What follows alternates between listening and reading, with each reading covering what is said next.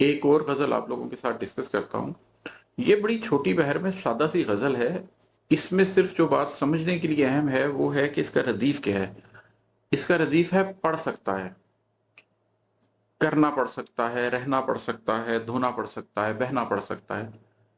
ये गज़ल जब इंसान अपनी ज़ात को तब्दील करना चाहता हो तो उसके अंदर उसको कैसे-कैसे रास्तों से गुज़रना पड़ सकता है, उसकी तरफ इशारा करती है। मैं एक-एक शेर की शायद आपको तशरीह करने की ज़रूरत नहीं पड़ेगी, लेकिन मैं आपको सिर्फ बताता जाता हूँ कि इसका बैकग्राउंड क्या है, कि आपको क्या-क्या करना पड़ सकता है।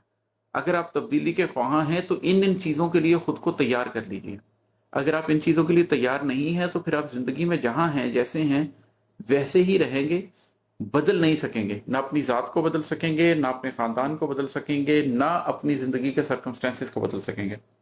इसका मतलब है कि ज़ख्मी करना पड़ सकता है, खुद से लड़ना पड़ सकता है। ये तो पहली चीज़ है।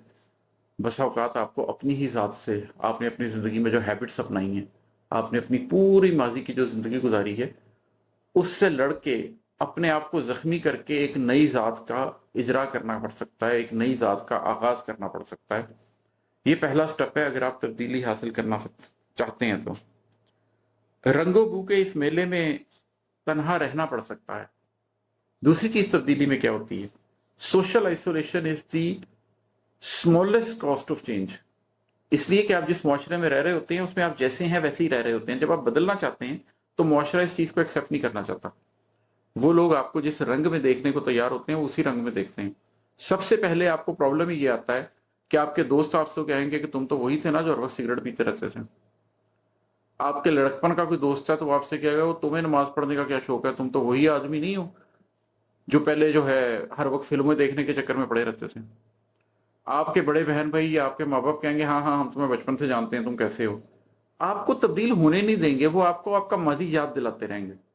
अगर आप बदलना चाहते हैं आपको ये सारा कुछ किसी हद तक छोड़ के पीछे होना पड़ेगा।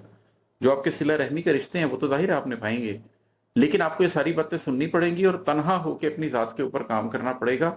आप सबको मना नहीं सकते कि मैं तब्दील होने लगा हूं, मुझे सपोर्ट करो, कोई भी ऐसा नहीं करेगा। औरों के गम के रेले में खुद भी बहना पड़ सकता है। जब आप ये दोनों चीजें कर लेते हैं तो फिर क्या होता है, आपको दूसरों का जो गम है वो भी अपने कंधे पर उठाना पड़ता है।